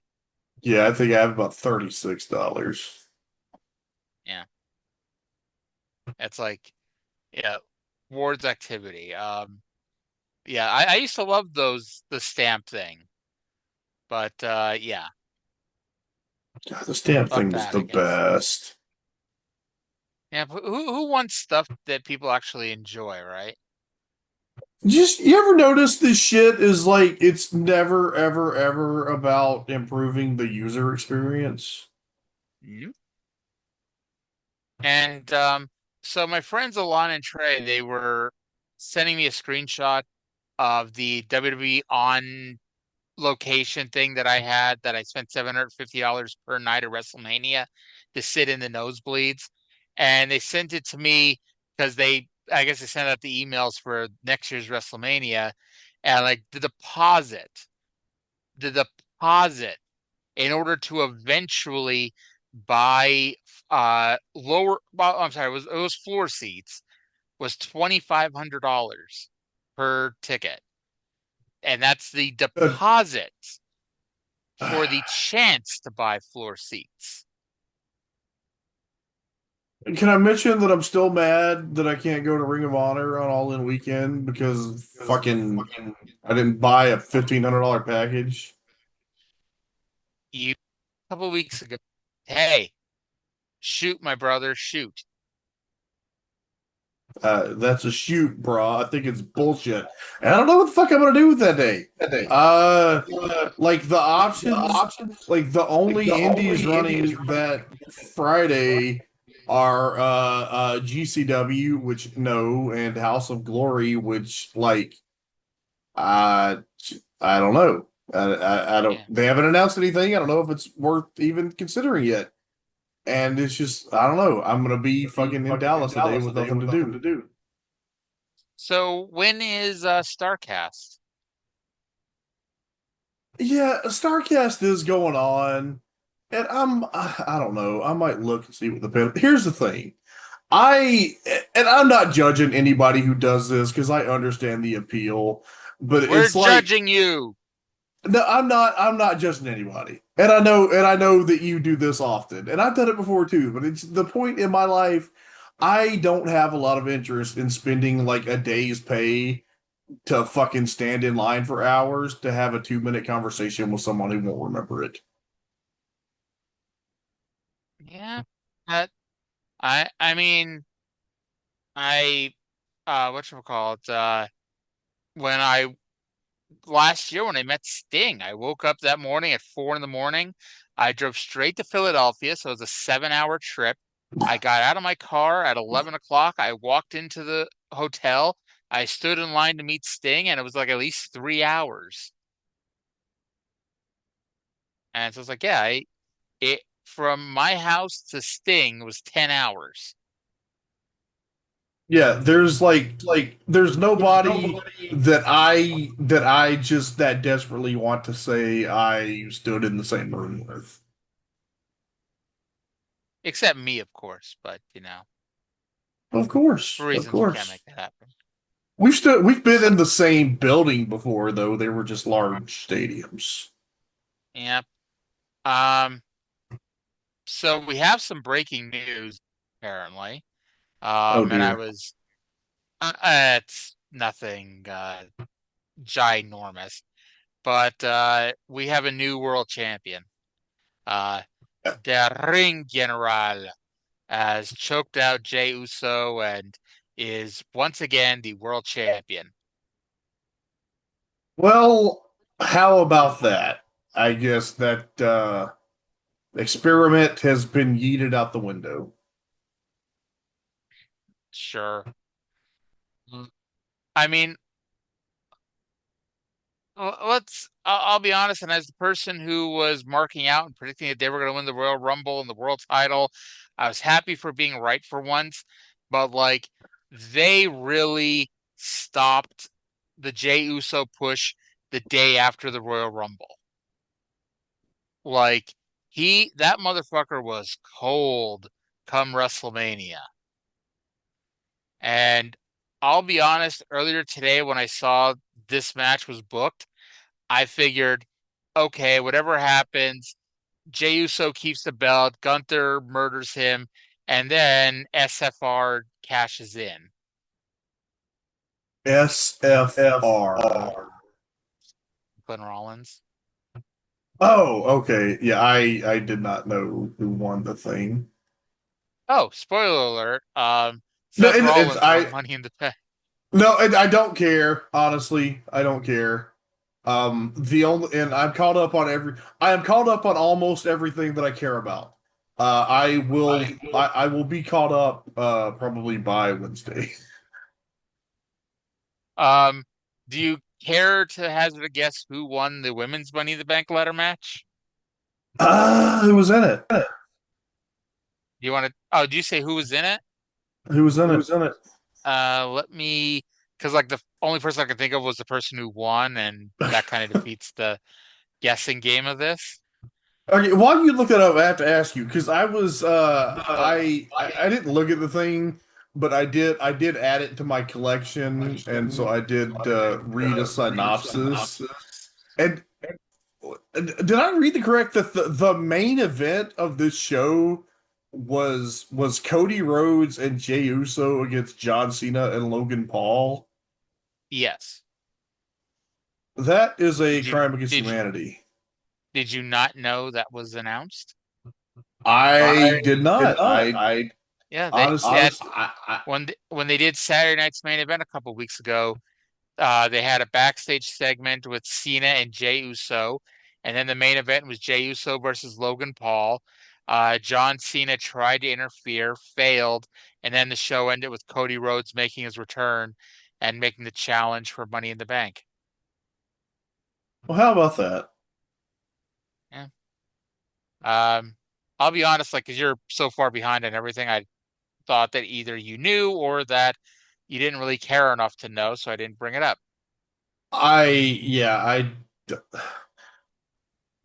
AEW and New Japan is like the stuff that I care about. And here's the thing. I accept, okay, I will take reasonable caution to not seek out the information for stuff that I haven't seen yet.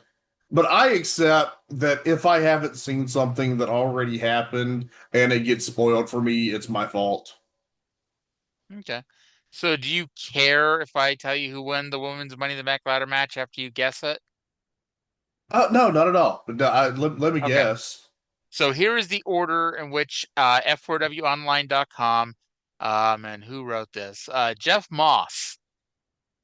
Sorry, Jeff, I have no idea who you are. But this is the order that Jeff Moss wrote them in.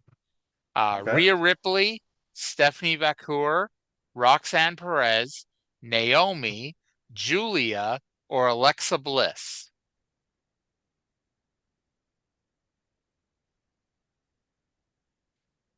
Naomi. You got it right. That was the dumbest, least interesting one I could think of. It's funny because my brother basically said the same thing. He messaged me and I'm like, I can't fucking believe who won Money in the Bank. I'm like, I'm not even watching. Who the hell won? And it took him 40 minutes to respond. So by the time he responded, I'm like, what the hell is he so up in arms about? And I looked and I was like, oh, it's Naomi. Like I don't care. You know, like the women's Money in the Bank, like until a couple years ago when Io Sky got it, like every person who got it cashed in either that night or the next night. Like every single one except for Carmella. Because I remember the joke was, what the hell did Carmella do to that fucking briefcase? Because everyone either cashes in right away or the next day. And then like Io was like the longest holder of that briefcase, holding it for a month. That would have been an all-time great angle if they had done it once. All right, doing it second year in a row was pushing it, but what they did the second year I thought worked. But just ever since then, this whole fucking gimmick is just dog shit. It's terrible. It cheapens the world championships. It's just fucking, I hate it. I hate it. I have no use for it. I wish it wasn't a thing. And by the way, Becky won the Women's Intercontinental title, which kind of defeats my thought that, it's for the sake of terming people the mid-card women. It's like, what's her name? Lyra Valkyria was not going to win the women's title anytime soon, but she could be the Women's Intercontinental Champion. Like how Zelina Vega is the Women's United States Champion. She is not going to be the Women's Champion anytime soon and probably ever, but she's a perfectly acceptable Women's United States Champion. I fucking despise the concept of a quote-unquote mid-card championship, so I applaud them putting this championship on an actual champion.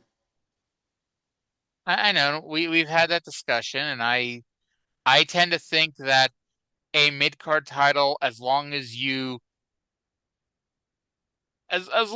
like you really do use it for the quote-unquote mid-card, it strengthens the main event because it gives you a clear delineation. Like, because the women's titles, no matter how hard they've tried, and they've main evented WrestleMania, and they've tried to make it a big deal, no matter what they do, at the end of the day, the women's title, you're like, they could put that fucking belt on anybody, and it doesn't matter. But this way, by having a mid-card title, you now have a clear delineation. You're like, okay, the top tier women are going for the women's title, and it's the next group down that are going to go for the Intercontinental title or the U.S. title. If there's a championship on your roster that anybody on the roster thinks they are above, it's a worthless championship. You remember when fucking Hunter was feuding with Flair when Flair was the Intercontinental Champion? It's like the only match that was for the title was the one where the wall like a dead giveaway because everyone fucking knew Hunter was the title. Yeah. By the way, we have some more kind of break. Cena's okay.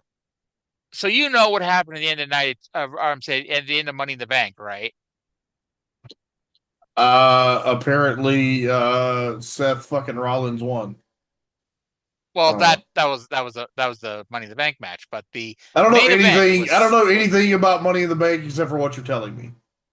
So okay, so the main event finish of Money in the Bank was Cody Rhodes pinned John Cena after R-Truth returned and interfered and cost Cena the match after Cena tried to cheat to win.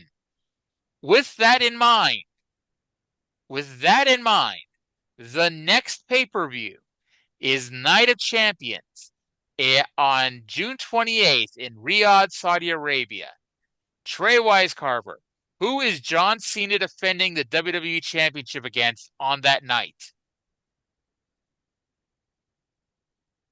No fucking idea. Yeah. CM Punk.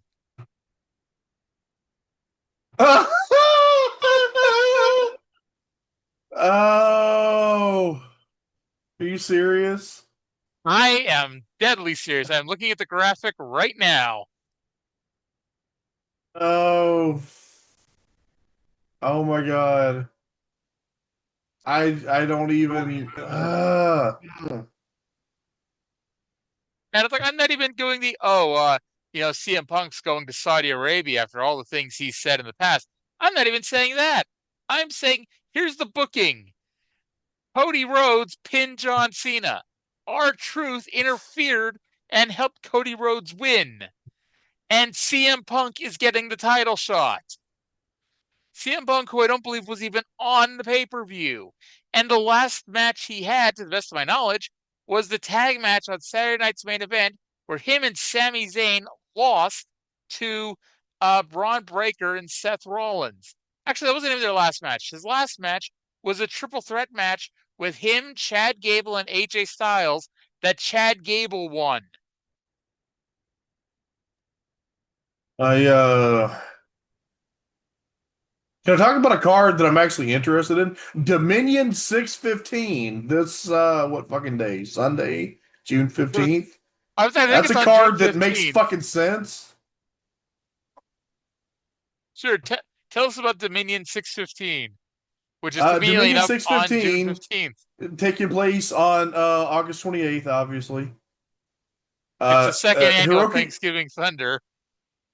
Hiroki Goto makes his 7th defense of the IWGP World Heavyweight Championship against Shingo Takagi. He's had the belt. Should He's had the belt 4 months. He's defended the title 7 times. Wasn't that he the has record at one point was 7?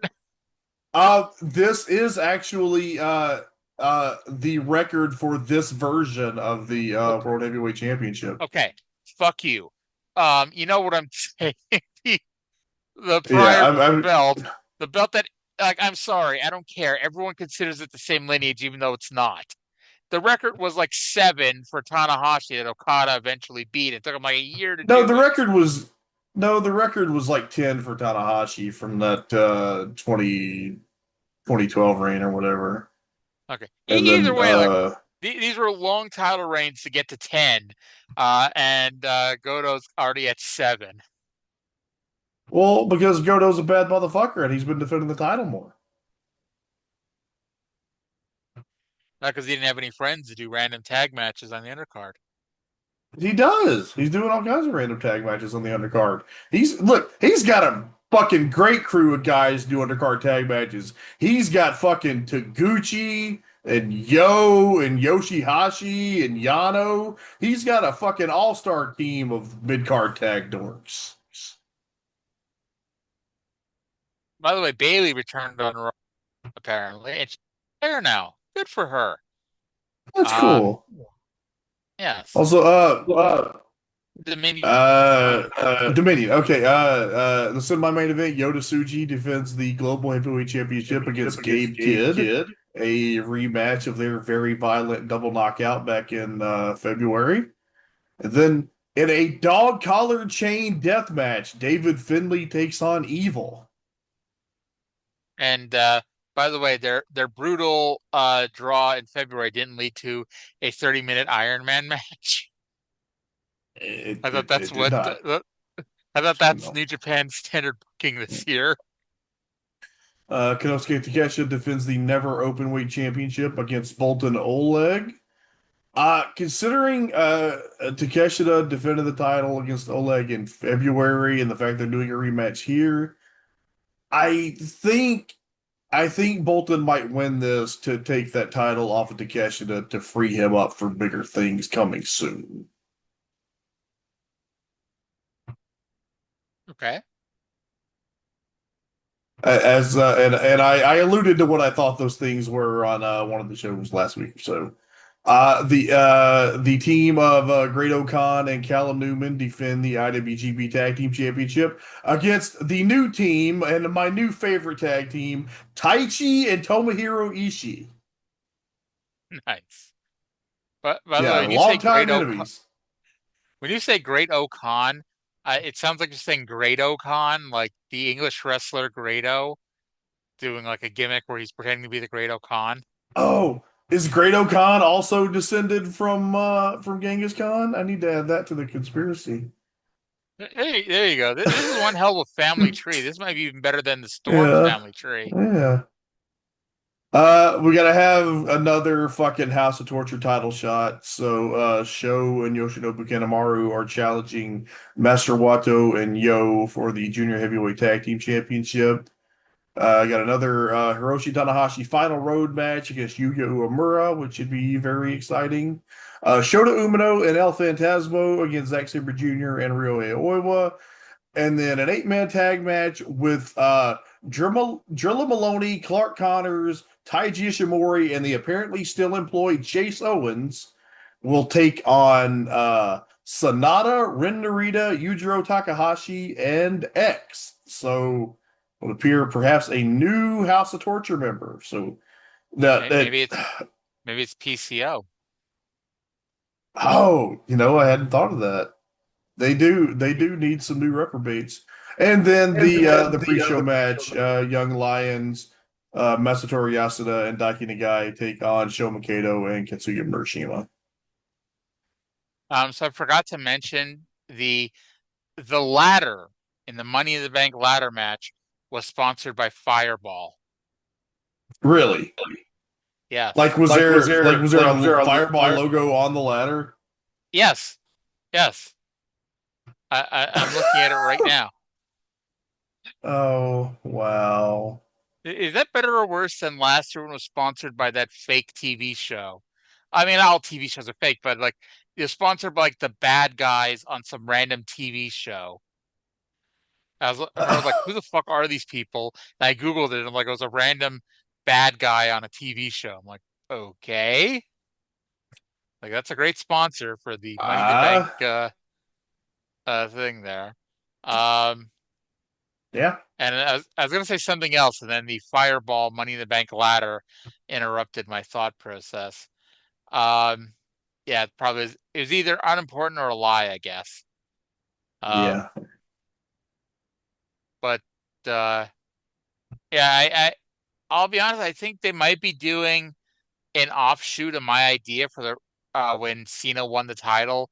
That I thought Rollins was going to help him win, and then he was going to become a Paul Heyman guy, and then it was just a setup so Rollins could help him keep the belt so he could eventually beat Cena for it himself.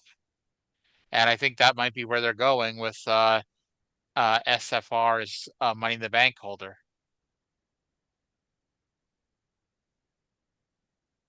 Is there still a roster split? I think so.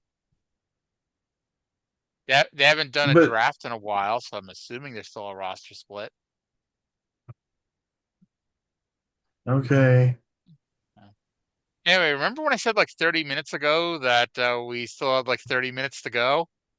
It's been about 30 minutes, so so it might be time to wrap things up here. Especially now that I've really extended out the what else we're talking about this week part of the description of this week's show. But all right, so that's gonna do it for this week. Listen to the Oh My God cast. Listen to this show. Listen to tomorrow's show. Listen to Thursday's show. And yeah, thank you all for listening. And here's the next 199 episodes. Clink. Cheers.